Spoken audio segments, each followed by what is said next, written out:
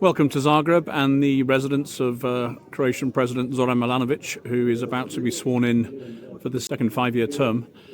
We're here today just to cover the inauguration. Unlike some very high-profile people, such as the Croatian Prime Minister Andrej Plenkovic, and as we've heard, the whole of the HDZ government will be boycotting this event, which sends its own message of unity in the country. To be honest, the Croatian presidential inauguration has been quite an interesting event in the last couple of times. I was here 5 years ago, and there were only 39 guests as Milanovic was sworn in for the first time.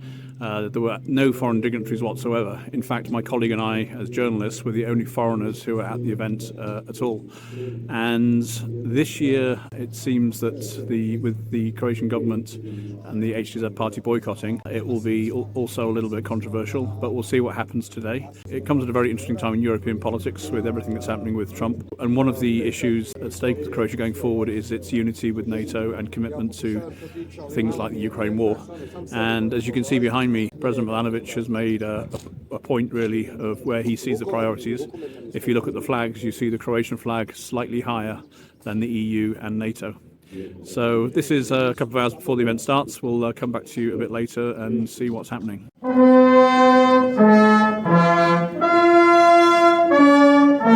And first off, we had President Milanovic came out to the sound of a brass band and inspecting the troops.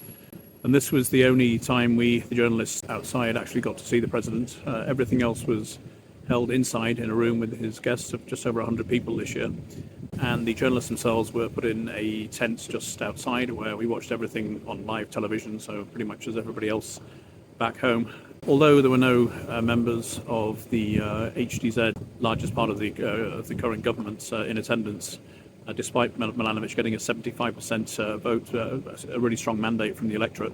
Former presidents were there, including Josipovic, Stjepan Mesic, and Kolinda Grabar-Kitarovic, who was the president he defeated last time. And the ceremony itself was extremely short. Milanovic is not somebody who enjoys a lot of pomp. He tries to keep things as small as possible. The whole ceremony lasted just 45 minutes in total, included some wonderful live singing from the people like the clappers of Sin and Trogir, and also the world-famous Lado, who dressed beautifully, did a wonderful presentation of Slavonia.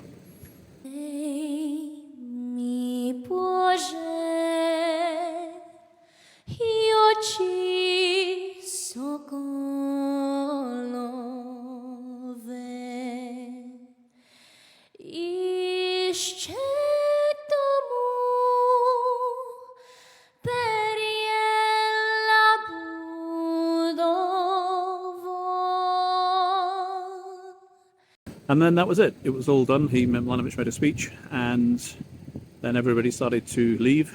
And it just leaves me thinking, really, we have a real crisis in Europe at the moment. We have this huge urge and need for unity. We have one of the smallest countries in the EU, Croatia, with just under 4 million people.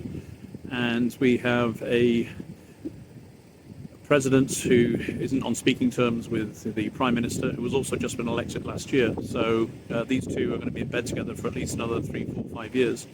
And if they can't actually come together and discuss on matters such as the inauguration of the president, it doesn't bode well, not only for the unity and future of Croatia, but also by extension to the EU and Europe. And it will be very, very interesting to see what happens in Europe in the next 6 months, because they have huge challenges.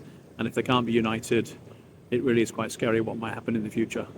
But here we are. That's the Croatian inauguration compared to the American inauguration. Quite an interesting difference. And I'm now off to go and check out a few things and then go the 3 or 4 kilometers down the drive to get out of here and then back to normal life. How come you're here? Well, I live in Croatia. We have a portal about Croatia. It's an interesting time in European politics.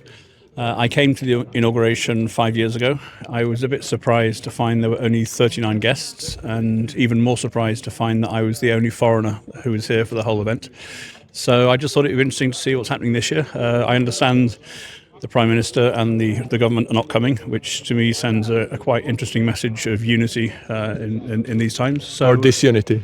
Well, it's the way Croatia is, but it's to me it's very, as a foreigner, it's very interesting just to document these things. And we've just had the inauguration in America. And obviously that was a much bigger event and a very divided country. Slightly, a little bit. Slightly, but also a very divided country. But everybody turned up apart from Michelle Obama. Yeah. And it's just interesting to see what will happen today.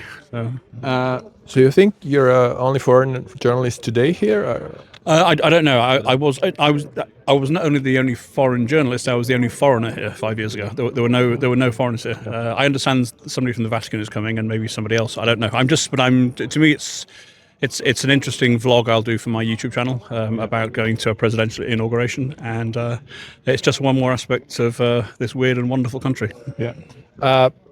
So how dangerous do you think is this geopolitical moment? I mean, we might be witnessing a second Yalta going on today in Saudi Arabia and Riyadh, and NATO and European Union might have been thrown to the dogs last week. I mean, and we see here the flags of European Union and NATO are a little bit lower than Croatian flag. This is a policy of President Milanovic, I think, for 2 years now, that Croatian flag should be positioned above those two flags, which is today kind of even more symbolic.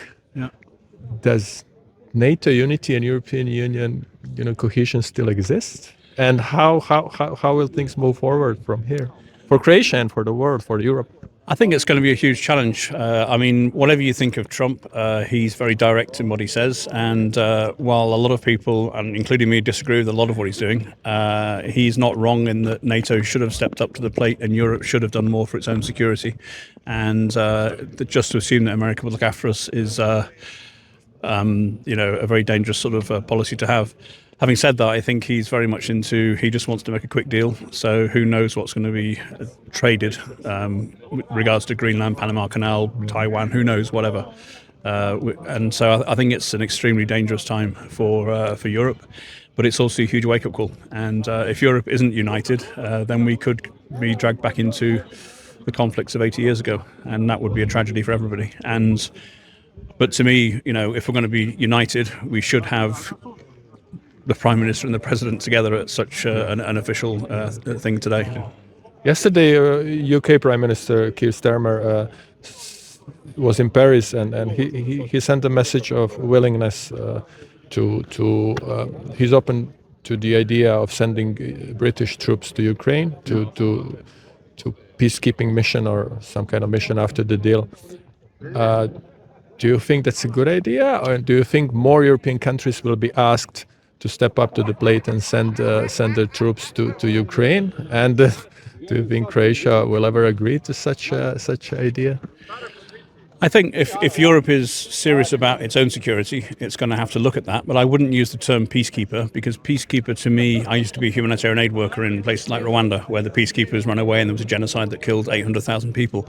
So unless you're sending a force in that actually has military authority to actually attack if necessary, I really struggle to see, especially with the way that the right is coming in places like Slovakia, Hungary, potentially Romania, and so on, how Europe is going to get that unity. So I think it's a huge wake-up call, and what will happen in the next 6 months regarding European unity or division will, I think, define what's going to happen in the next generation here.